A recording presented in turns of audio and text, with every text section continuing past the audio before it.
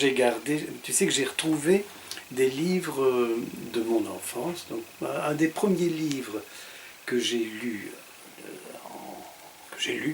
c'était d'Edmond About, L'homme à l'oreille cassée. Très histoire formidable. Mais quelle année? Ça a été écrit sous Napoléon III.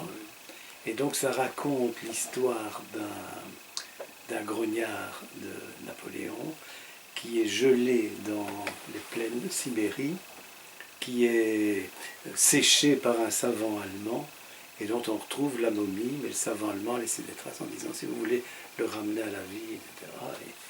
Et on lui casse une oreille et on trempe et on voit que le tissu revit, donc on dit ça peut marcher et on fait revivre ce grognard à l'époque de Napoléon III. Et tu te souviens quand tu as reçu ce livre? Oh, je devais avoir 12 ans. Oui. Et je l'ai perdu. Hein, ça, il a disparu. Eh bien, je te jure, j'ai fait 6 ans les bouquinistes à Paris, toujours en espérant trouver dans la bibliothèque verte L'homme à l'oreille cassée. Et je l'ai retrouvé. Oula. Mais en le relisant, la magie n'était plus là. La magie n'était plus là. Mais c'est un très très beau souvenir. C'était donc ce grognard revit sous Napoléon III et constate que voilà, tout son rêve, tout son imaginaire révolutionnaire n'existe plus. C'était triste. Je suis très content que tu es avec moi cet après-midi. Tu sais pourquoi? Je vais te l'expliquer. Tu es le personnage au monde que je connaisse à l'heure actuelle et que je rencontre et que je connaisse depuis le plus longtemps. Ah bon? Tous ceux de 48, 49, 50, 50, il n'y en a plus. Ils sont morts. Ils sont morts, disparus, ou je ne veux peut-être plus les voir. Ah oui. Ouf. Mais donc, des gens, oui. Tu es le personnage qui, depuis 67, oui. Je n'en vois pas d'autres. J'ai réfléchi à ça depuis quelque temps, depuis que je sais que tu vas venir. Mais des années 50, non. Des années 60, non. Puis il y a eu cette époque que nous avons connue. Oui, qui était extraordinaire. Moi, voilà. J'ai vécu parce que je trouve que nous avons eu, curieusement, de grands professeurs. Là. Et j'ai retrouvé une image où on voit les profs photographiés. Et ils sont presque en image la caricature d'eux-mêmes.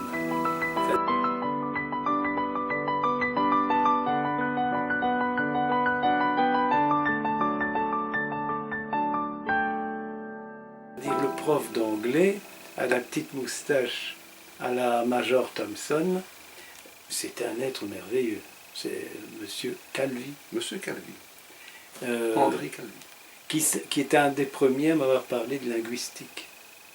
Le signifiant et le signifié. C'était quand même pour moi une explosion. Hein. 16-17 ans, là. J'ai 16, 17, oui. Signifiant et signifié. Moi, l'univers bascule. Puis il y avait Frère Morrison Ratt, Batra, lui qui ouvre à la science. Dire vraiment là, la géologie, la recherche des batraciens. Souviens-toi de cette photo où nous avons cette grenouille en main sur la petite colline en face du collège. Oui, tu vois. Donc, voilà, donc ce type, m'a-t-on raconté, a plongé, après nous avoir connus, donc il devait avoir la septantaine largement entamée, a pris la plongée sous-marine pour aller chercher je ne sais quelle plante aux îles Galapagos. Un bel âge alors ça. Hein? Donc Batra c'était... Et puis il y a eu M. Marx, qui m'a... Si j'écris, c'est grâce à lui. C'est le premier qui nous a fait faire autre chose que des rédactions. Qui avait donné aussi, je pense, histoire. Il avait donné histoire aussi. Et on avait fait Tu étais là de ce voyage à Paris? Non. Donc il avait sélectionné, voyage à Paris, et il avait sélectionné du théâtre. Et en un voyage, on avait une idée du théâtre contemporain, parce qu'on avait été à la Comédie Française voir Cyrano de Bergerac avec Jean Piat. On a été voir un Roméo et Juliette au Théâtre National Populaire de Jean Vilar à Chaillot. On a été voir La ville dont le prince est un enfant de Monterland. On a été voir un boulevard, Boing Boing, dans un petit théâtre typiquement. Quelle découverte pour l'époque. Hein. C'était extraordinaire. Hein. Oui. Ça, c'était mars.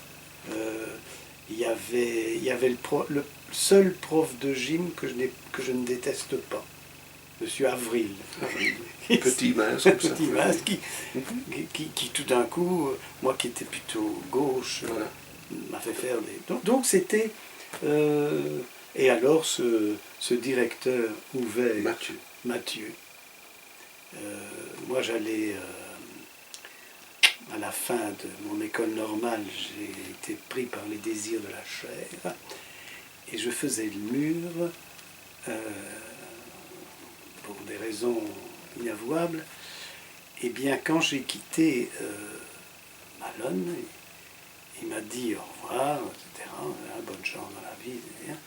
Dites, faut pas nous prendre pour des idiots non plus, on savait bien tel jour, tel jour, tel jour. Donc il y a eu la discrétion, c'est un esprit ouvert, quoi. Oui, oui. Donc voilà, ça c'est notre vécu commun. Notre vécu commun. Voilà. Tu quittes Malone en quelle année? Tu as fait l'école complètement? Non, c'est tout décès de mon père, donc j'ai mis les voiles. Donc moi j'ai dû quitter ça devait être 68, non? Un peu plus tard. 69. Si c'est pas 70. Ah non, puisque je suis rentré à l'IAD, donc j'ai quitté Malone et je suis... Tu n'as pas fait les 4 années. Si donc tu as donc il devait être sûrement 70. 70. Enfin bref, je suis rentré alors après à l'IAD pour faire la mise en scène théâtre. Et un service militaire est venu? Après l'IAD. D'accord. Donc Et dans quelle arme? Parce que moi j'étais à la police militaire en 1970, tu vois. Ah voilà, moi c'était le CELOC-FT. C'est quoi? C'est la logistique. Ah d'accord. C'est-à-dire qu'on était à Éverlé. Oui.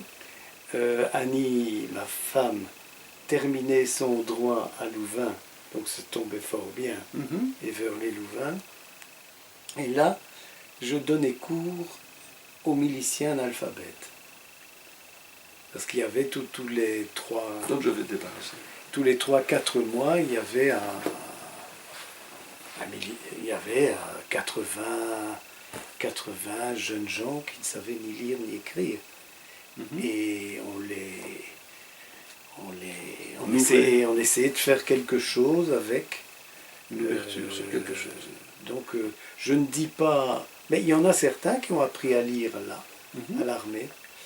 Alors je me dis, tiens, c'est curieux, maintenant, ceux qui sont analphabètes, s'il y en avait 80 tous les 3 mois à mon époque, il doit en avoir aussi. Qu'est-ce qu'ils deviennent, ces analphabètes-là? Donc on avait une utilité, et on était un peloton, enfin on appelait ça peloton. Peloton. Donc il y avait une dizaine d'instituteurs francophones et une dizaine d'instituteurs flamands. On était vraiment bilingues. Tout à fait, oui. Et il y avait un adjudant, l'adjudant-chef de Vroom, qui, chaque fois qu'il venait nous éveiller, les Goeiedag, bonjour. Voilà. Je n'oublierai jamais cette affaire-là. Et c'était j'étais très antimilitariste, mais je n'ai pas gardé un mauvais souvenir de... Tu avais déjà la foi du passeur, donc tu aimais bien partager, faire découvrir. Oui. Donc, tu parles d'Annie, donc déjà mariée ou pas encore mariée? Pas encore mariée. Donc, Annie, c'est le théâtre. C'est que, donc, l'IAD s'était installé à Bruxelles, puis a déménagé à Louvain, quand Armand Delcamp a créé une licence en art théâtral. Et donc l'IAD et l'université se sont unis pour avoir ce complément de formation. Et donc l'IAD a déménagé à Leuven. Et là, Annie faisait le droit à ce moment-là, avec un comédien, avec un autre apprenti juriste que tu connais bien, qui s'appelle Bernard Tirtiot, et un autre, le passeur de lumière, et un autre qui faisait lui la médecine et qui était François Emmanuel. Et les deux Tirtiot ont eu l'idée de monter une pièce de leur oncle, Henri Beauchot. Dont la sœur venait à la librairie à Knock. Voilà, tu vois. Donc la machination, et comme ils voulaient bien faire la mise en scène, ils ont été prospectés à l'IAD. Voilà. Et parmi les étudiants, en voyant s'il n'y a pas un étudiant qui voulait faire la mise en scène. Et ce fut moi. Et dans la troupe, il y avait aussi un Irak. Voilà. Et donc le noyau se constituait, quoi. On s'est vu, on ne sait plus, et on ne se quitte plus. Voilà, tu as parlé de Bernard, tu as parlé de François. Emmanuel, oui. Deux personnages tout à fait différents. Ah, oui. C'est extraordinaire, une famille. Oui. Avec, je veux dire, un intellectuel et, entre guillemets, un manuel. Mais encore une fois, son travail de verrier est extraordinaire. Extraordinaire, mais son travail d'auteur, de chanteur... est extraordinaire aussi. Oui. Mais comment je veux dire, ils ont fait un... C'est au Martin Roux qu'ils sont à Fleurus? C'est à Martin Roux, oui, voilà. Oui. Mais ils ont fait à deux, donc toujours à Louvain, puisque il y avait... Là, il s'est passé une émulation extraordinaire. Louvain, pour ceux qui nous écoutent, Leuven. Et il s'est passé une émulation extraordinaire, puisque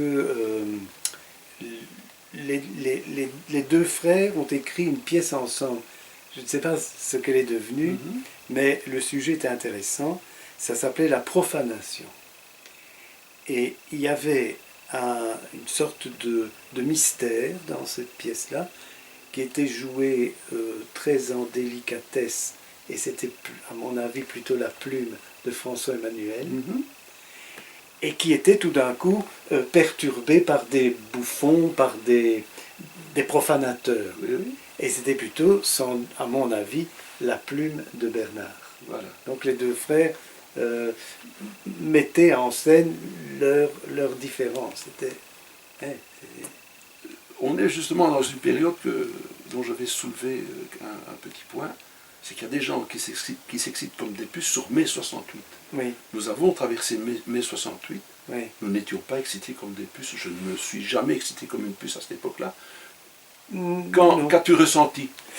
Mais, c'est-à-dire quand je suis arrivé à l'IAD, là, l'IAD était très influencé par mai 68. Moi, j'ai pas vécu à Malone, on était ouvert, mais on n'a pas vu ça passer très... Je pense qu'on était déjà dans des cercles qui nous avaient, je vais dire, inculqué certaines notions. Oui, comme tu le disais tantôt, on sait que ça se passe, mais... Oui, allez-y les jeunes, ouvrez, regardez. Regardez. Et là, par contre, à l'IAD, on était en pleine mutation de l'enseignement. Voilà. Et donc on avait des profs qui étaient, eux, vraiment dans la chose. Petite anecdote marrante.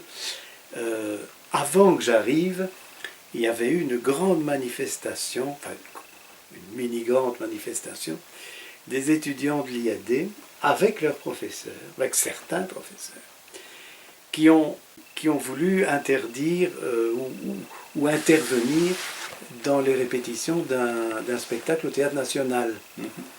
Ce qui est curieux, c'est qu'au Théâtre National, ils montaient Mistero Buffo de Dario Fo, qui est typiquement la pièce qu'il ne fallait pas boycotter, puisque c'est une pièce de lutte, au fond, Dario Fo. Et c'est André Debar qui raconte ça, et il y avait les étudiants assis par terre, comme ça se faisait à l'époque, et Huysmans qui arrive et qui dit « Mais enfin, que voulez-vous » Et Pierre Laroche, Dieu est son âme maintenant, se lève et dit « ton théâtre ».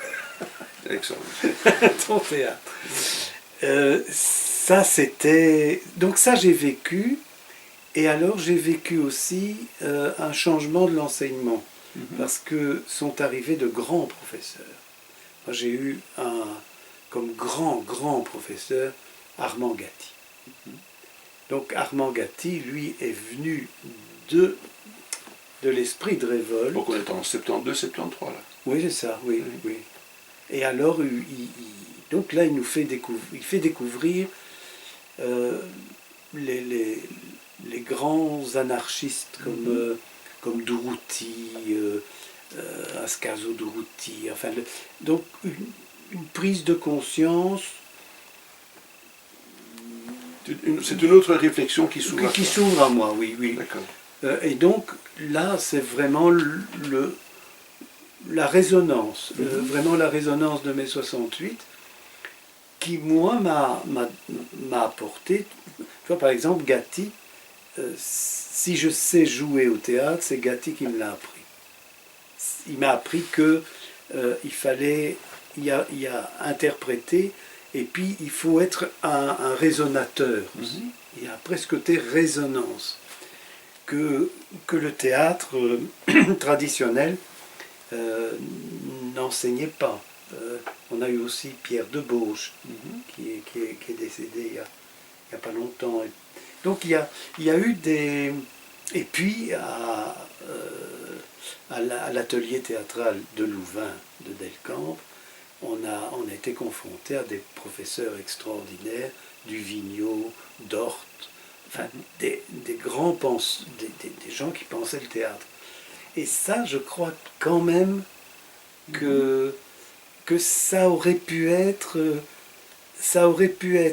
l'effet bénéfique de 68 si 68 n'avait pas été phagocyté et bouffé par des gens qui avaient simplement envie de pouvoir. Enfin, des politiciens qui ont... je ne vais pas en citer parce qu'il y en a qui sont encore en place et il y en a qui ont joué de grands rôles, mais des gens qui ont profité du désordre pour prendre une place qu'ils n'auraient pas pris autrement. Donc, mais je garde quand même le sentiment d'une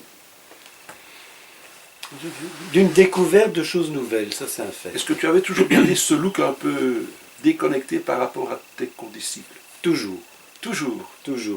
Parce qu'il faut savoir, pour les amis qui nous écoutent, que quand j'ai rencontré Roland, il avait toujours un éternel nœud papillon. Si je me souviens pas de couleur, mais bleu marine. Très... Voilà, mais c'était toujours Roland le nœud papillon. Alors que nous étions toujours chemise et cravate. Pourquoi? Écoute, pourquoi? En fait, je me suis rendu compte que je n'avais, de façon vestimentaire, au niveau des vêtements, je n'avais aucun goût. Alors, tu sais qu'à un certain moment, j'ai voulu être prêtre, moi. Et je trouvais, au fond, le clergyman fort séant. Voilà. Je trouvais ça très... Je trouve que ça m'allait bien, tu vois. Tu te souviens du prénom que tu avais, du surnom que tu avais? Philo. Philo. Oui. C'est drôle, ça. Et tu es arrivé à Malone avec ce surnom? Non. C'est là que c'est venu comme ça, spontanément? C'est bizarrement venu comme ça. Oui, c'est curieux, ça. Pourtant, c'est dès les premiers... Alors, c'est ce nœud directement, on t'a vu le premier jour, c'est le Philo. C'est possible, oui. Donc, tu n'es pas arrivé avec ce surnom? Je ne suis pas arrivé avec... Non, je suis arrivé, c'est vraiment un pur produit de Malone, quoi. Ah, voilà, d'accord. Mais j'ai trouvé... Enfin, c'est sorti en dehors des murs de Malone, ce surnom? Non, c'est resté vraiment... C'est resté à Malone, ça. C'est resté à Malone. Je crois que c'est revenu à l'extérieur quand j'ai revu Victor Gravy, par exemple. Tiens, la Philo. Mais le nœud papillon... Tu l'as gardé combien de temps? Quand même assez. Même après. Et alors, à l'IAD, j'ai opté pour le noir. Ah, voilà. Et comme ça, je n'ai aucun... Tu regrettais la soutane alors, peut-être? Mais écoute, voilà, oui, oui, non, mais je trouvais ça Mais très... la chair était déjà faible. La chair était faible, oui, oui, oui, très faible. Enfin, autant l'avouer Oui, oui, très très que faible. la cacher. Très très faible. Mais comment je veux dire, par exemple, tu te rappelles les lectures, les premières lectures dont j'ai parlé de l'homme à l'oreille cassée, mais qui sont les premières choses qu'on lit sans image, sans le besoin de l'image. C'est important. Eh ben, c'était aussi Bob Moran. Ah oui. Et donc, mais je trouvais Henri Monsieur Ming d'une élégance folle. Oui. Hein. Ah oui, Voilà. et il était toujours très strict. Voilà. Donc voilà. Et puis après, je suis passé dans ce noir qui correspondait bien avec ma période anarchiste au fond. D'accord, d'accord. Eh bien,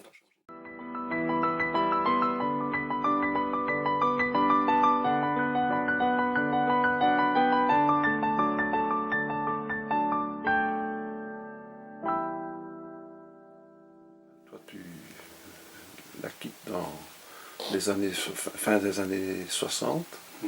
Tu fais un service militaire. Bon, les études t'emmènent déjà à faire des études de comédien. Oui, oui. Mais pendant le service militaire, comment un comédien peut se retenir? Ah, Est-ce qu'il a quand même pu jouer un rôle? oui, quelque chose de même. spécial? Oui, oui, quand même. Il y a quelque chose qui t'a frappé? Il y a deux trucs qui m'ont frappé au service militaire, c'est que quand on est rentré à l'instruction, on appelle ça l'instruction, hein. On m'avait dit, faites attention, si à l'armée on vous dit est-ce qu'il y a un plombier, et que vous êtes plombier, ne manifestez pas parce que vous risquez de devenir je ne sais quoi, conducteur de... Et au moment de l'instruction, quand on nous rassemble, on dit est-ce que parmi vous, il y aurait des gens ayant des fonctions particulières en rapport avec le spectacle. Alors, drame de conscience, est-ce que je vais dire que j'ai fait l'école de théâtre? Je dis oui. Et c'était heureusement parce que j'ai passé toute mon instruction à préparer un spectacle avec Serge Guizolan, qui est un chanteur de l'époque, pour les Haumes de Namur. Donc les miliciens donnaient des spectacles gentiment, gratuitement dans les Haumes de Namur. Et puis j'ai fait un truc très dangereux. C'est qu'un jour, il y avait une section, et le chef, je ne sais pas, on était adjudant ou colonel, je ne sais quoi, m'appelle dans son bureau et il était dans un état d'ébriété complètement, avec la bave qui tombait. Et il dit, Thibault, vous êtes comédien, vous, hein? Oui, colonel adjudant. Oui, oui. Regardez, on va mettre à la retraite le colonel et il y aura un défilé dans le parade Gronde et je vais être dans la loge d'honneur. Est-ce que vous me voyez dans l'état où je suis dans la loge d'honneur? Écoutez, je ne sais pas. Écoutez, vous êtes comédien, hein? Vous savez jouer un rôle. Eh bien, mettez mon costume. Et donc j'étais là, dans un coin du parade Grande, avec le costume du gradé en question. Et je me souviendrai toujours de la tête de mes camarades quand ils ont défilé devant la loge d'honneur, qui ont fait « tête droite !» C'était moi. Thibault était là. Voilà. Mais cette envie de comédien, t'es venu comment? Eh bien, à cause de... Tu vois, on a parlé de notre prof de bio, Batra. Oui, oui. Et à un certain moment, avec son merveilleux accent flamand, j'hésitais entre un métier scientifique. Hein.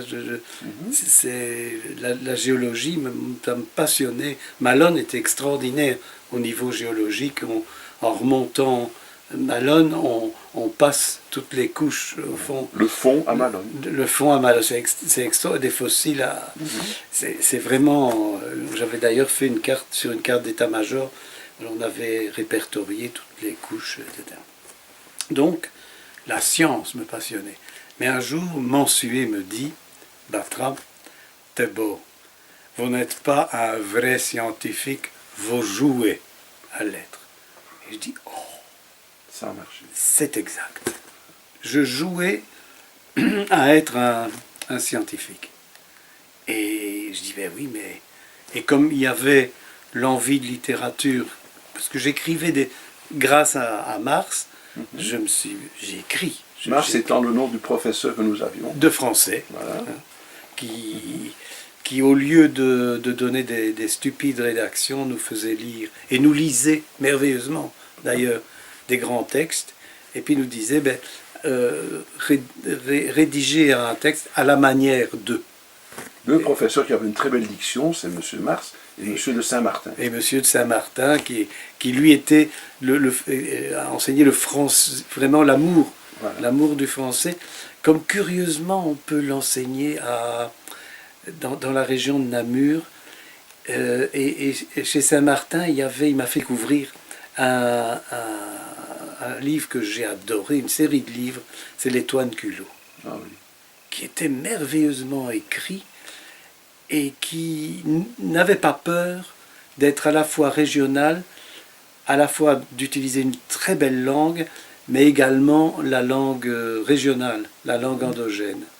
Et donc ça m'a aussi donné le goût des langues endogènes.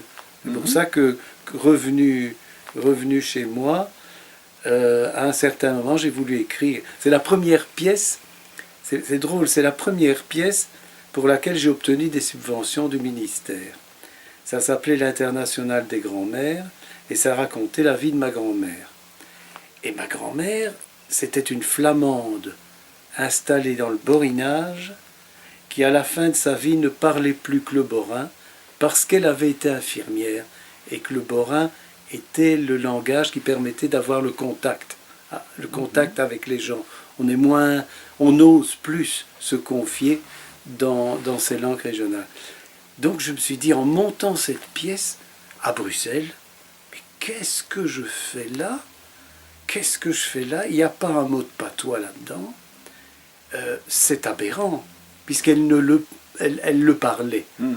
Et donc il y a eu une pierre qui est tombée, Saint-Martin, Toine Culot, ma grand-mère, et ça m'a fait redécouvrir les langues endogènes. Si j'ai bonne mémoire, est-ce qu'il n'y avait pas une ferme dans ta famille?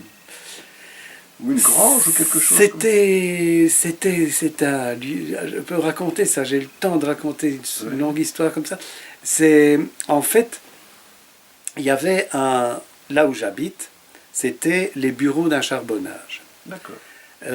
Mais à la guerre de 1870, des soldats français ont déserté et ont jeté leurs sacs en peau de bête, en peau de vache, le pot de vache, dans le trou du charbonnage. Donc quand les mineurs sont descendus, ils ont dit en patois « oui, d'où là des sacs à poil ». Et donc le lieu s'est appelé lieu du sac à poil. Donc moi je vis au sac à poil, et il y avait effectivement une grange où les gens qui venaient de Flandre surtout cherchaient du charbon dans des charrettes, dormaient. Là, c'est une sorte d'hôtel, et puis repartaient avec leur charbon. Et maintenant, j'en ai fait un petit théâtre. Un petit théâtre. Voilà. Donc, tu as exploité le volume. Le volume pour en faire. On a mis des gradins, etc. Mais en gardant quand même Mais donc, on va faire un vite retour en arrière. Ouais. Donc, le service militaire est écoulé, tu t'es marié, tu as rencontré Annie, et vous découvrez donc le théâtre, l'écriture. Oui. Donc tout de suite, c'est l'écriture.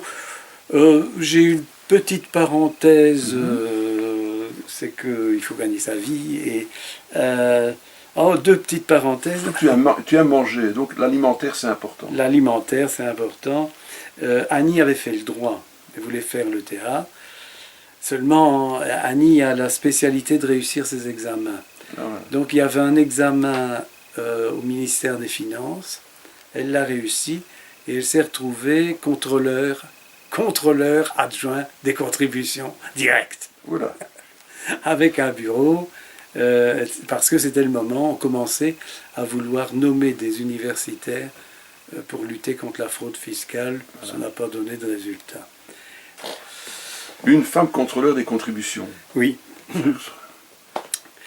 Donc, et pendant ce temps-là, j'ai pris un petit boulot d'éducateur. Donc, j'ai fait éducateur pendant quelques années quand même. Et ça m'a appris beaucoup de choses. Ça m'a appris à me poser la question des enfants placés. J'ai écrit une pièce là-dessus qui s'appelait Monsieur Kazou, éducateur très provisoire. Et puis ma Annie,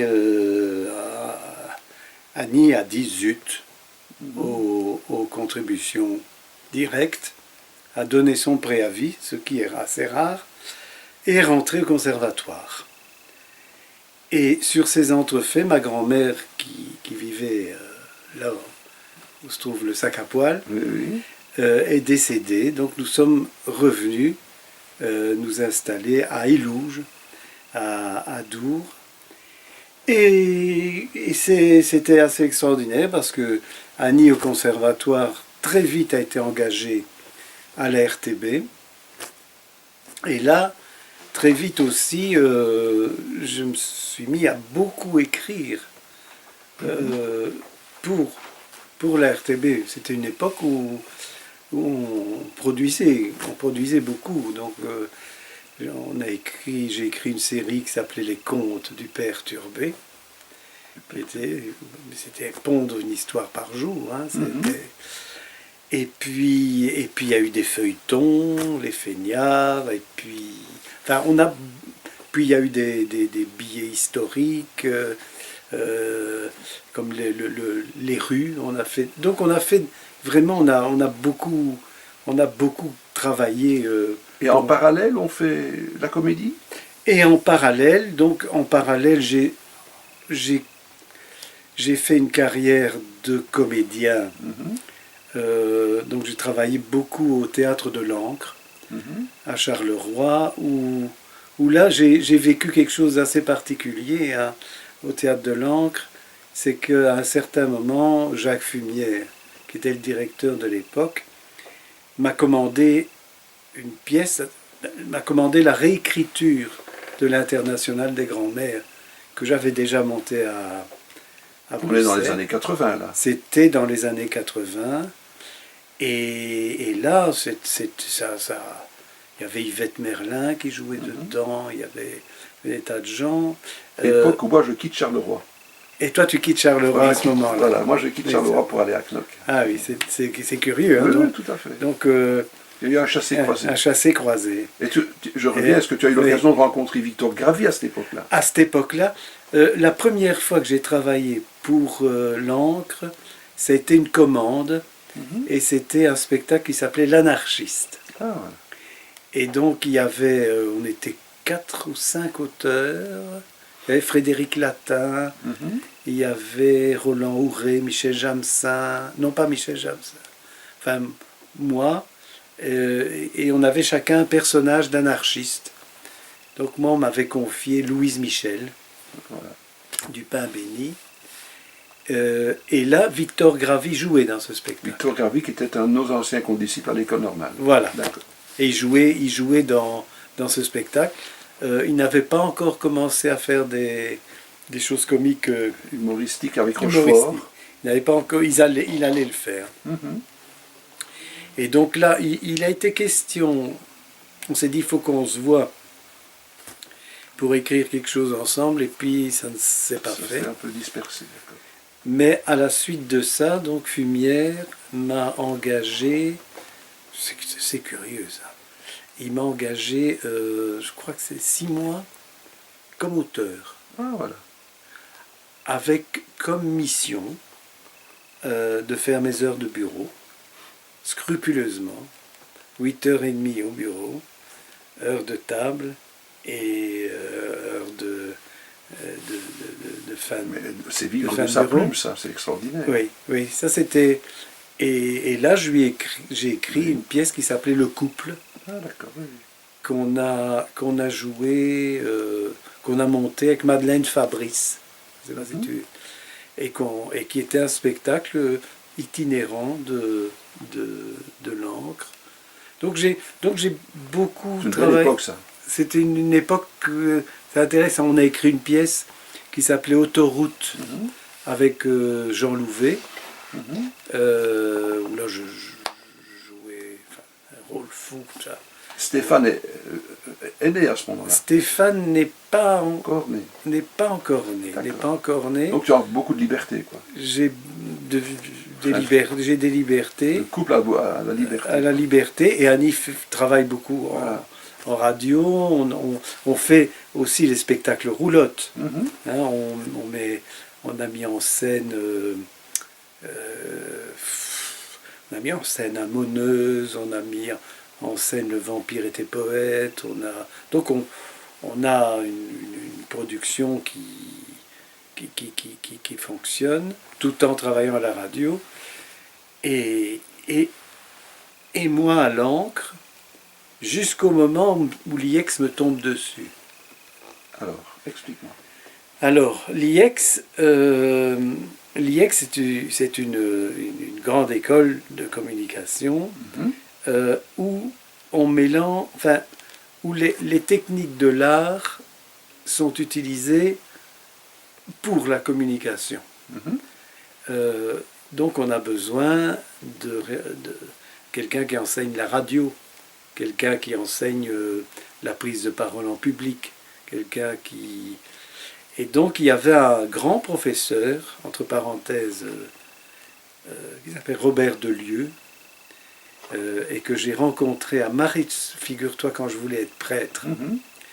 J'étais à suivre un stage à Maritsu, où quelqu'un qui s'appelait Robert Delieu nous a donné un cours sur la façon de lire les textes saints. Et quand je l'ai vu officier, c'est le cas de le dire, j'ai vu le comédien. Moi, j'étais en admiration devant Robert, qui était un grand homme de radio, grand homme de scène. Et j'ai succédé à l'IEX. Voilà, À ce monsieur. À Robert Delieu, qui était directeur du théâtre de Namur un temps aussi, et qui a fondé la Maison de la Poésie de Namur. Ce sont des gens qui avaient une grande élocution. Ah oui, c'était Des maîtres. C'était des maîtres. Et leur succéder, c'est pas évident. Donc, c'était une bagarre entre jouer, parce que ça je voulais toujours jouer, entre faire vivre une compagnie quand même, entre travailler à la radio, puisque j'enseignais la radio, il fallait bien que je la pratique aussi. Donc c'était... On n'a pas vu le temps passer. Mais là, d'après ce que tu viens de m'expliquer, l'ambiance dans laquelle tu nages, Ouais. nous sommes dans la langue française pure. Pure. Or, en toi, il y a autre chose qui est là. Oui, il y a... Comment gères-tu c'est pas un conflit, mais comment peux-tu mettre ça en symbiose? Ah, merveilleusement, hein. En donnant cours. En donnant cours. En donnant cours. Par des exemples? Mais voilà un exemple, c'est fort simple. Hein. Donc je donnais cours, mais ce n'était pas un cours de conservatoire, je devais être efficace. Oui. Hein, quand on donne cours à 50, il faut... Bon. Alors j'ai réfléchi au français, par rapport aux accents. Je dis, mais au fond, le français est la langue la plus simple qui soit, articulée et accentuer chaque finale de période. Donc chaque fois l'accent tonique se place sur la finale et si on articule l'ensemble, il n'y a pas d'accent. L'accent, c'est le mouvement de l'accent tonique d'Alphrase. Donc plus tu connais le borin, il m'en va dans les vies si le diabo est là. Je vais voir si l'enfant est là. Donc je pouvais faire comprendre facilement ce qu'était l'accent à ceux qui en avaient un et le corriger. Et le corriger. C'était fort... la dernière... c'était fort efficace.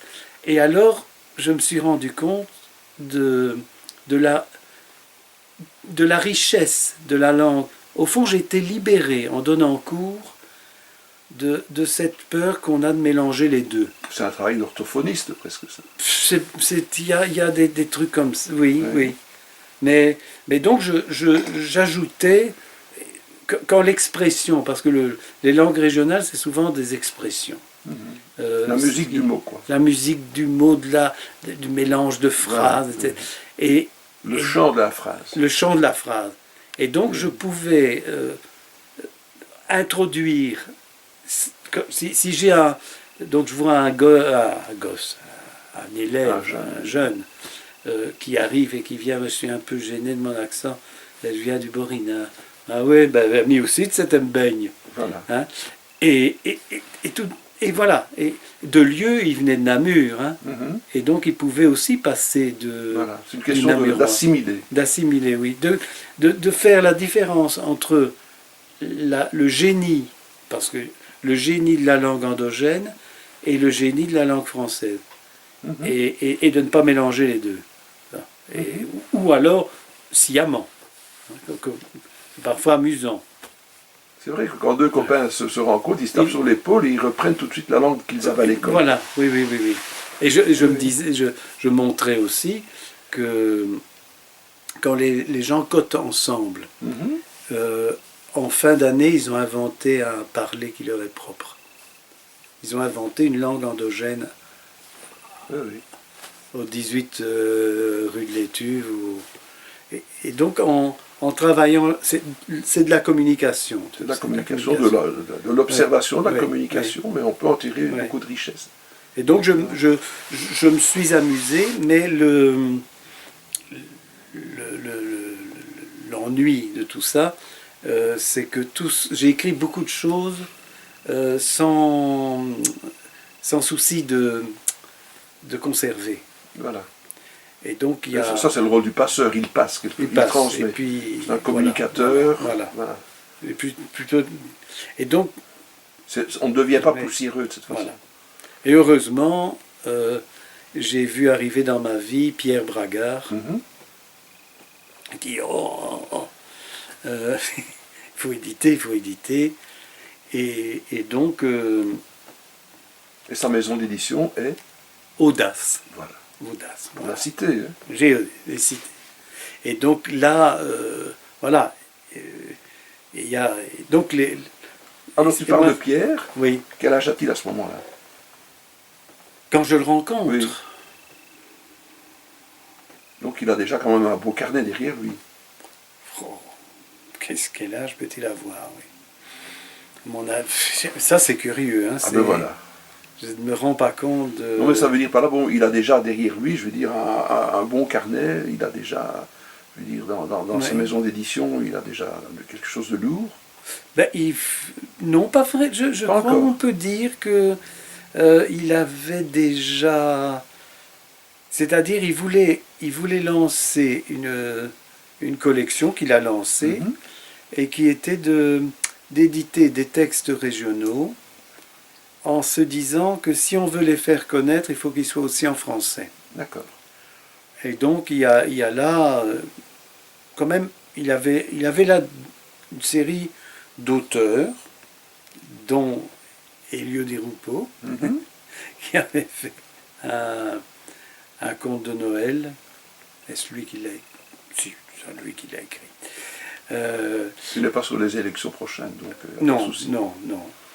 Et il y avait plutôt ce genre de fin livre avec une nouvelle français, langue régionale. Et là, il avait déjà écumé à peu près toute la Wallonie. Et là, il tombe sur toi. Et puis il tombe sur moi. Il découvre ton travail, évidemment. Voilà. Et alors c'est parti sur la prose, parce que j'avais écrit énormément, forcément, pour la radio. Il y avait une émission qui s'appelait Une atmosphère si particulière, où il y avait des enquêtes policières qui se développaient, etc. Et moi, j'aime beaucoup le feuilleton, parce que les grands livres sont des feuilletons. Mais ta vie est un feuilleton. Hein. Ma vie est un feuilleton. Chaque fois, ce n'est pas... Ah non, ce n'est pas Nantes, c'est pas plat, c'est toujours non, des choses, des nouvelles expériences, on y va, on fonce. Oui. Mais Dumas, c'est un... Monsieur Pickwick, Dickens, c'est quand on pense à Dumas écrivant des A et des O parce qu'il était payé à la ligne, donc il y a là un côté où le devoir faire invente de la littérature. C'est parce que, je veux dire, les contes du perturbé, je veux dire, il fallait pas. Parfois, je rentrais le soir, je n'ai pas d'idée, on enregistre demain. Donc, il en faut une. Il en faut une, il n'y a pas le choix. Et ben, c'est productif au niveau littéraire, mais on a tendance à ne pas thésauriser ça. Toi, tu es un bon observateur. Oui. Tu es un observateur Oui. de l'agent humain autour de toi, Oui, de oui, ton oui, cadre oui. de... Oui, ça oui. Ça, oui. Oui, oui. Et je dois dire, je dis ça, c'est pas bon, pas pour t'avoir Oui. observé, Oui. mais dans ce qu'on lit, Oui. on voit le geste qui est décrit, on voit, je veux dire, dans l'attitude du comédien, le Oui. geste Oui.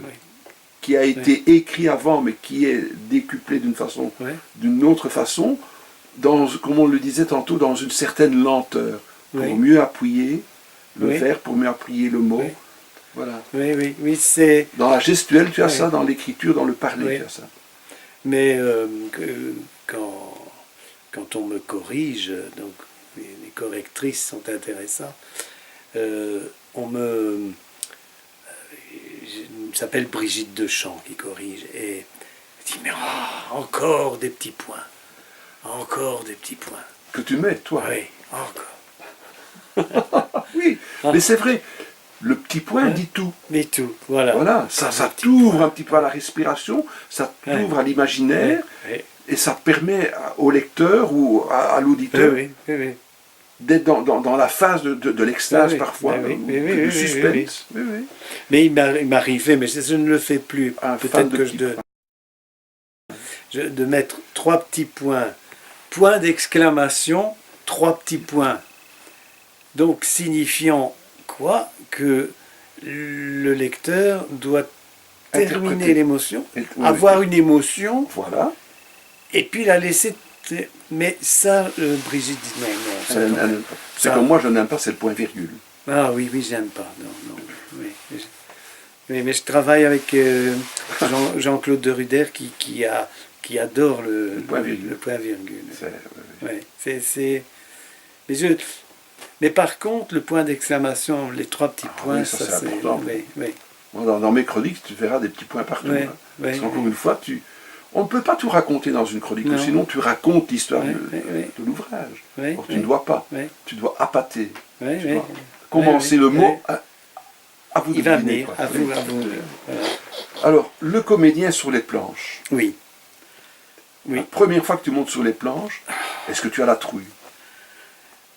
Toujours. Toujours. Oui. Une jolie anecdote, c'est Sarah Bernard, qui a près de 80 ans, qui jouait, et qui était là dans les coulisses, En se rongeant. à se ranger, et une jeune comédienne dit comment, avec votre carrière, votre âge, vous avez encore le trac.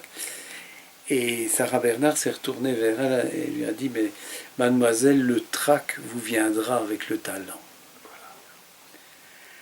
Et c'est vrai. Et c'est vrai parce que si on n'a pas peur, c'est qu'on ne conçoit pas que c'est un... On risque sa peau quand on joue. On risque... On n'a pas... Oui, si on se fait tuer sur le porche d'une église, c'est vrai qu'on regarde si la pierre d'angle ne va pas te rentrer dans le Voilà. On doit... Donc peur... Toujours. Par contre, volupté, nécessairement. Presque nécessairement. Mais là, tu veux savoir, la première fois que j'étais sur scène, j'étais très gauche quand j'étais à l'école primaire. J'étais un enfant très timide, très mal dans sa peau. Un petit orphelin, tu vois. Et il y avait on montrait à la remise des prix, on faisait jouer les enfants les ennuis de la circulation. Donc, c'était le principe, c'était des enfants qui allaient dans tous les sens, comme les voitures qui qui bougent, qui machin, etc. Et ils avaient chacun des mouvements précis pour ne pas se cogner. Mais moi, je ne comprenais rien. Donc moi, j'étais toujours comme... Et l'institutrice a eu l'idée de m'habiller en vieille dame, un peu désorientée au milieu de tout ce mouvement-là. Succès. Succès fou parce qu'il faisait bien. Fou. Extraordinaire. Et là, j'ai compris que c'est ça le théâtre. C'était ça le théâtre. Ouais, la spontanéité. Et tes faiblesses sont des forces aussi. Tu vois. Donc, tu assumes ce qui fait que... Mais tu l'assumes. Et l'autre, pour moi, le secret du théâtre, c'est... Et je dis toujours, on parle des comédiens qui ont de la présence ou qui n'ont pas de présence. Et bien, le comédien qui n'a pas de présence, c'est celui qui ne veut pas être là, qui fait. Tandis que si tu es là, tu n'as pas le choix, tu n'es pas ailleurs, tu es là. Et là, c'est la présence. Et tu es là comme tu es. Tu vois. Avec mes étudiants, je commence toujours, par exemple, à leur dire, vous devez prendre conscience de votre physique, de ses qualités, de ses défauts, de ce qui donne comme signe. Et des défauts que vous avez, quoi. Et je commence par moi. Je dis, moi, je louche. Donc, j'ai un œil qui va un petit peu sur la gauche, ce qui veut dire que, pour moi, au théâtre, c'est un grand problème parce que j'aurai toujours le regard biaiseux. Donc, je devrais toujours jouer un peu de côté, si je veux qu'on comprenne que je regarde comme ça. Mais voilà. Donc, je le sais, je n'en ai ni honte, ni fierté, mais je l'utilise. Tu as un double regard sur les choses. J'aimerais être une petite souris. Oui. Comment peut cohabiter le couple Thibault? Parce que tu as une petite femme qui a une personnalité débordante, extraordinaire. Oui. On vous voit régulièrement dans des clips, dans des représentations, dans une énergie extraordinaire, avec le fils qui est là aussi, parce que c'est toute une famille de comédiens. Mais je présume qu'au petit déjeuner, vous êtes déjà comme ça. Non. Ah non. Non. Il y a, nous avons un combat absolu, un combat mais vraiment un combat, c'est de trouver des moments à ne rien foutre. Là, je me souviens, il y a une dizaine d'années, quand on s'est recroisés, tu m'as dit « Ah, maintenant, je vais avoir le temps. » À ne rien faire, me dis-tu. Oui. Oui. Écoute... c'est possible. Oui. Quand le cerveau bouillonne comme ça. Oui. Et tu sais que ça va être snob, hein, je vais avoir l'air... Mais le seul endroit où je me repose, c'est à Paris. Et donc, on part à deux. D'ailleurs, ça me manque maintenant, parce que je n'ai pas... Et on prend un très bon hôtel. Et on ne pense, où est-ce qu'on va manger? Voilà. Qu'est-ce qu'on va manger? À la limite...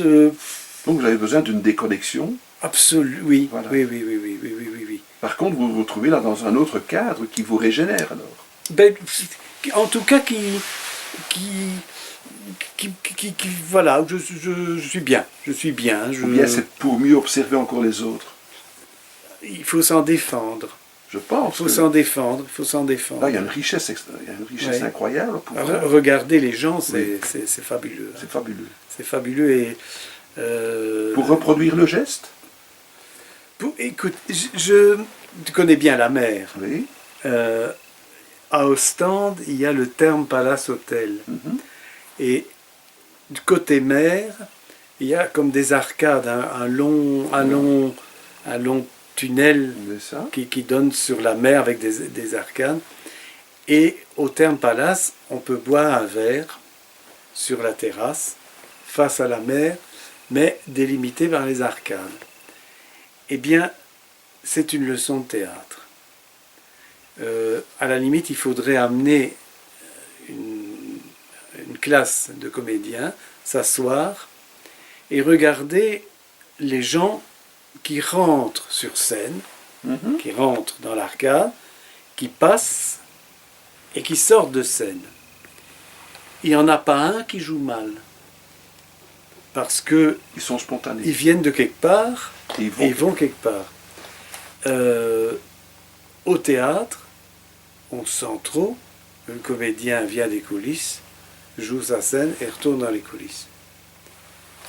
Et donc voilà, je me reposais à boire une coupe de champagne au Thermes Palace Hotel et le métier me retombe te dessus. rattrape dessus. Te rattrape dessus.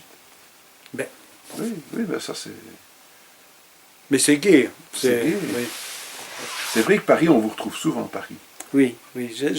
Écoute, j'adore cette ville et j'avais fait pendant tout un temps pour le centre culturel de Dour le guide. Donc je les conduisais sur le Paris de la Révolution. Parce que la Révolution française, c'est une période qui me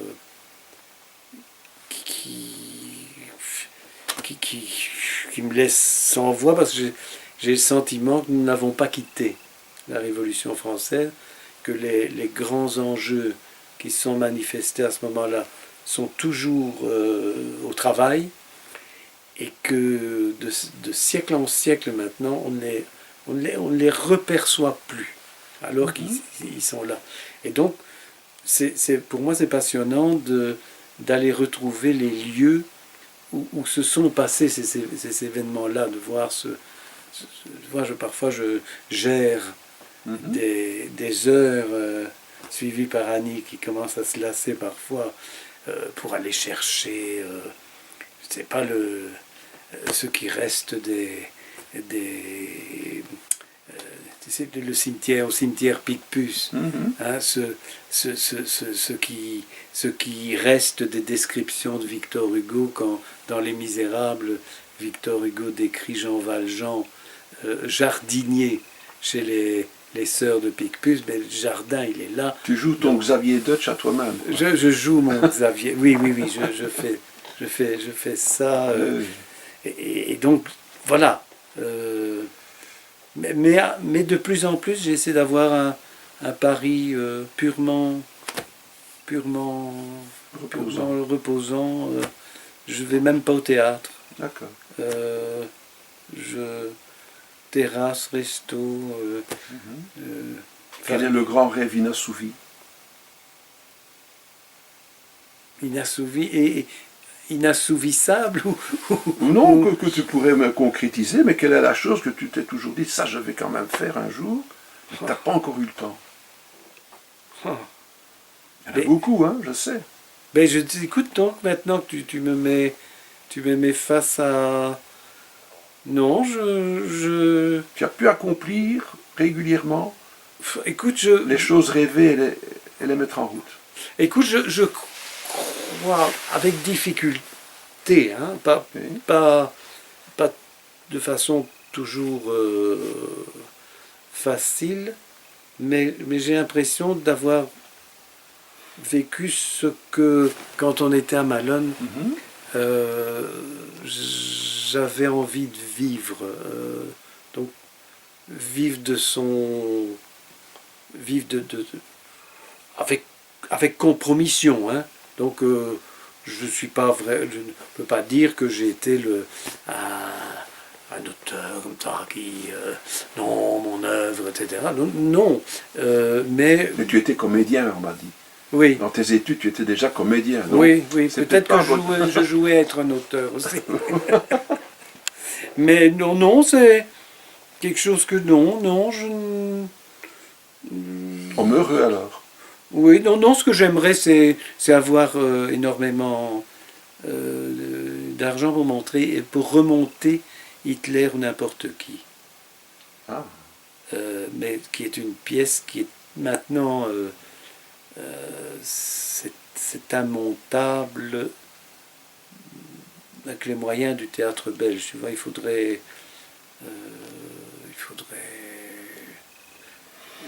Changer de ministre de la Culture. Mais c'est pas toi qui l'as dit, hein. Non, mais moi je crois, ça je pense. Je pense qu'on n'a plus eu de ministre de la culture ayant, quand on pense que Paul-Henri Spaak et le gouvernement de Londres, donc à Londres sous les bombes, Paul-Henri Spaak dit il faut un théâtre national. Et quand on rentrera, on fera un théâtre national. Et Paul-Henri Spaak va chercher Jacques Huysmans et son frère pour créer un théâtre national de Belgique, avec des missions,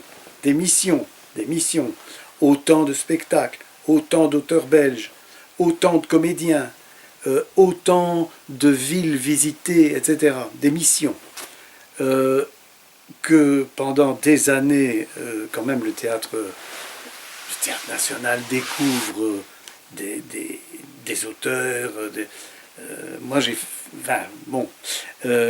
Et donc, Paul-Henri Spaak, mais depuis lui, je ne vois plus que des bidouilleurs, avec peut-être de la bonne volonté, oui, ou pas, mais une vision. Tu vois, avoir un ministre qui a une vision. Ici, j'ai l'impression que... Donc tu as un nouveau spectacle à monter, où tu vas être le ministre de la Culture, oui, et tu vas pouvoir, en 2 heures de temps, nous donner un cours de politique scientifique et de politique culturelle. oui. Ce serait génial d'écrire une pièce comme ça. Ah oui. Mais... Une pièce visionnaire. Je veux dire, il faut une... Prenons quelqu'un comme De Gaulle. De Gaulle dit je préfère 10 km en moins d'autoroute et 3 maisons de la culture en plus. Son époque. Donc, des gens qui... Des gens de culture. Les gens de la culture. Qui lisaient, qui lisent, qui écoutent, qui vont au théâtre, qui ont des avis. André Debars raconte que quand le Théâtre National a fait venir Dario Fo pour monter Mistero Buffo,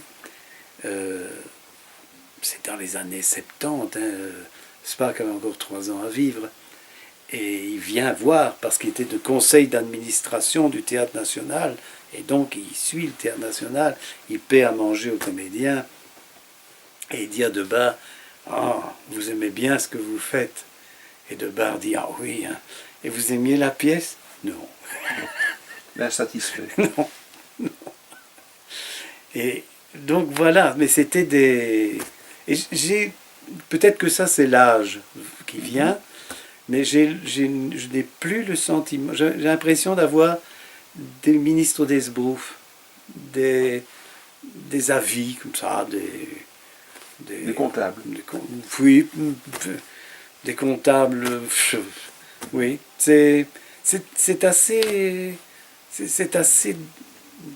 assez curieux. Mais alors, les jeunes qui se précipitent encore dans le métier, pourquoi? Parce que c'est un beau métier. Parce que c'est un beau métier. Ah, oui. C'est comme le droit, hein. C'est comme le droit. Il faut aller voir quand la radio est près du palais de justice de Mons.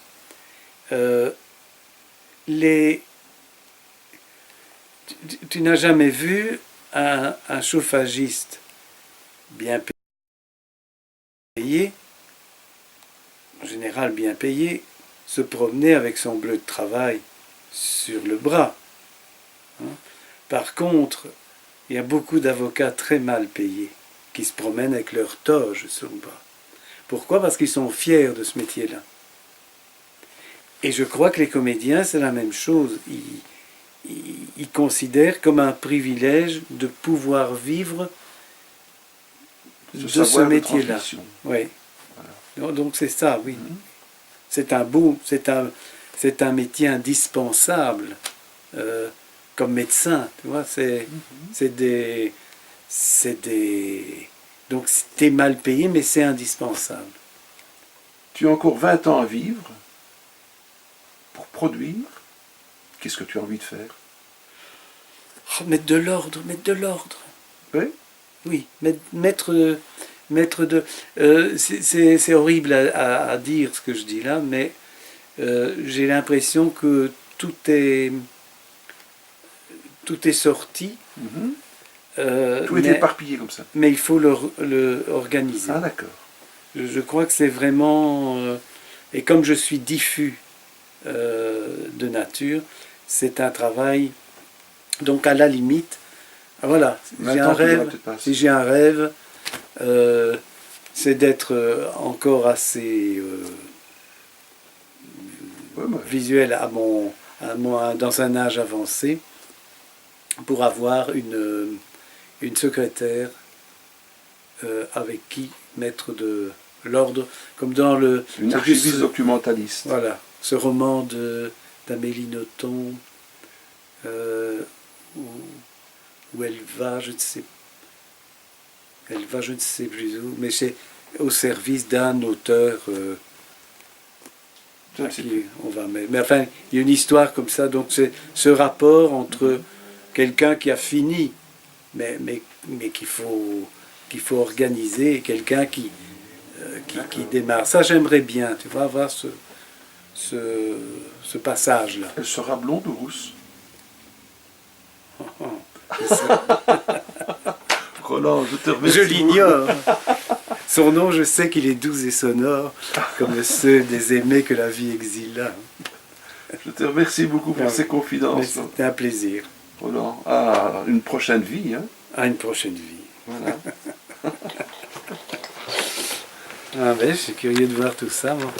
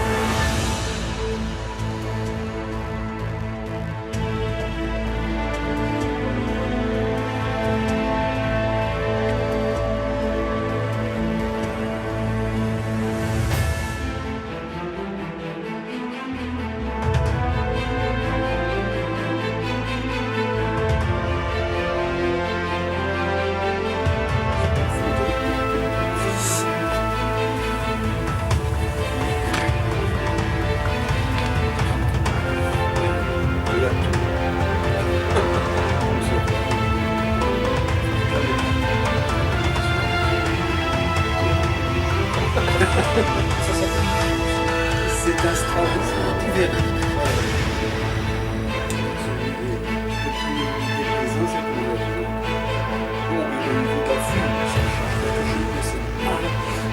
Je ne sais pas, voir je ne sais pas au cinéma, voir un truc.